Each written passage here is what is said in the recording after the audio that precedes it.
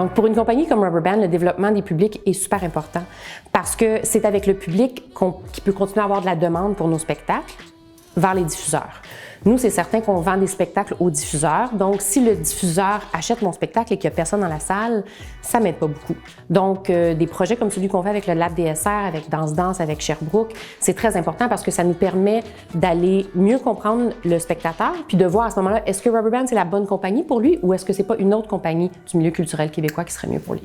Depuis sa fondation en 1998, Danse participe vraiment à l'avancement et au rayonnement de la danse contemporaine, tant dans sa création que dans son répertoire au Québec.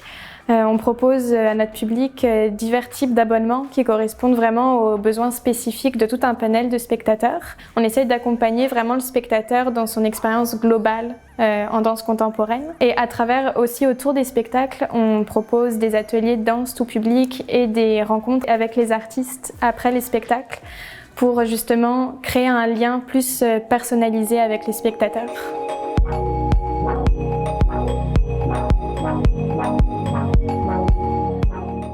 Donc nous, notre prototype, il se nomme « Le bon spectateur vers le bon spectacle ». Donc notre objectif ici, c'est vraiment de partir du spectateur, de l'individu, pour l'amener vers sa bonne porte d'entrée, en fait, dans la danse contemporaine. Donc notre solution numérique, elle va se dérouler en fait sous la forme d'un questionnaire qui se veut vraiment simple mais percutant pour l'utilisateur.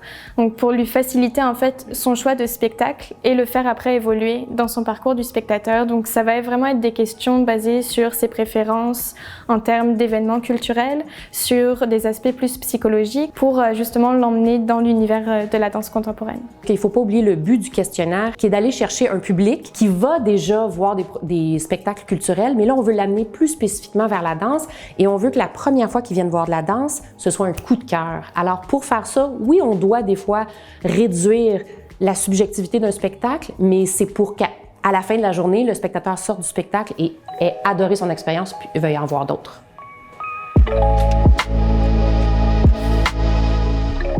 Donc l'idée qu'a eu le Lab DSR de mélanger justement des diffuseurs et des compagnies artistiques et des artistes, nous on l'a trouvée vraiment intéressante et très pertinente dans notre projet parce qu'on a eu d'une part le regard des diffuseurs, donc en termes de développement des publics, et d'autre part le regard d'une compagnie de danse, donc en termes plus de regard artistique. Alors un des grands défis qu'on a rencontrés en fait, c'était comment caractériser le travail d'un artiste, sa démarche et même son spectacle.